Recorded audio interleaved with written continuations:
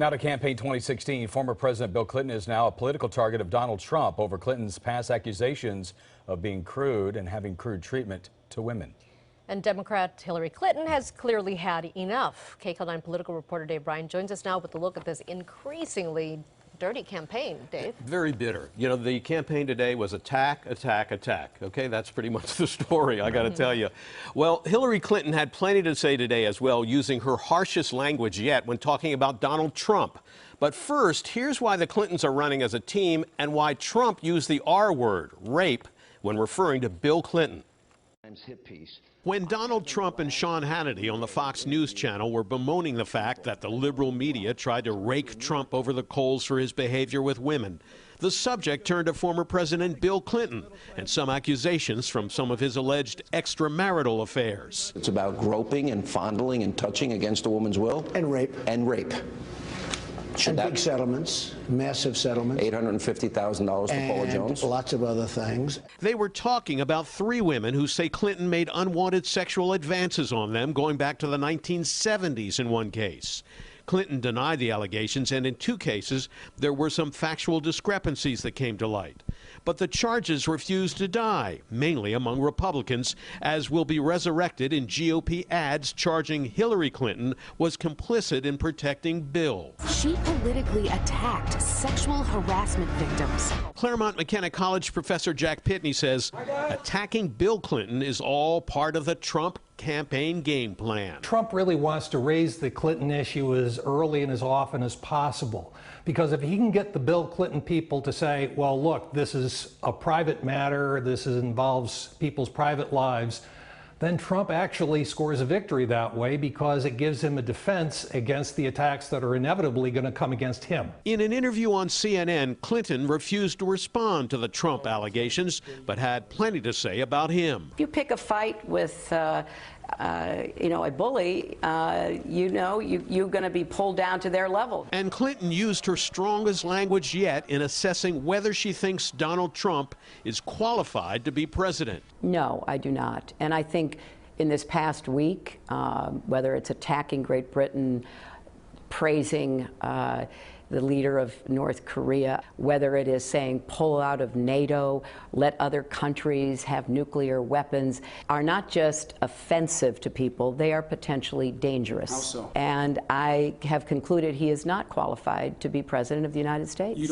At an event in New Jersey Thursday night, Trump fired back at Clinton's conclusion, charging in a rambling monologue that she's the one who has bad judgment and is totally unfit to serve, and refuses to use the expression radical Islam.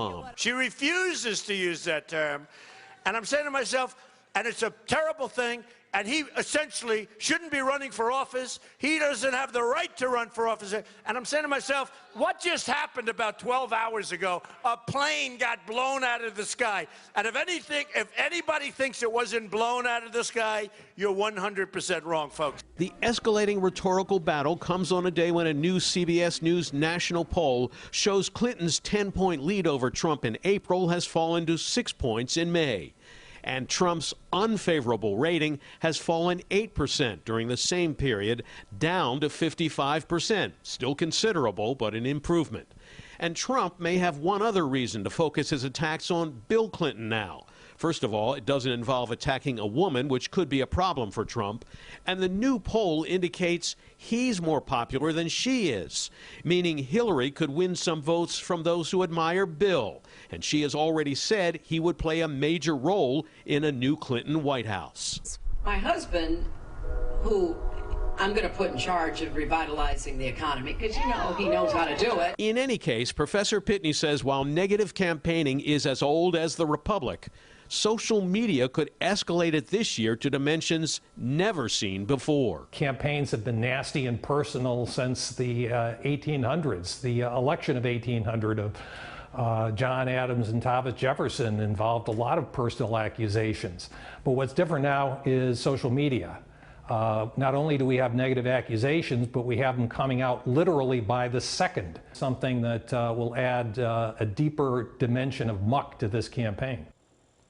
In her interview today, Hillary Clinton said that she will be the Democratic presidential nominee and effectively already is. And she insisted that the differences between her and Bernie Sanders pale in comparison to the divided Republican Party. But she said both she and Sanders will have to work to heal the wounds among Democrats, and they seem to be growing those wounds every night now. Yeah, so, we heard in your story there, dirty politics, kind of an American tradition. Right. But attacking a candidate's family is still pretty rare. It is. In this instance, do you think Trump would get in trouble for going after Bill? I'm not so sure that he will, and I'll tell you why. Trump may get into hot water for a lot of what he says and does in this campaign, but maybe not for going after Bill Clinton.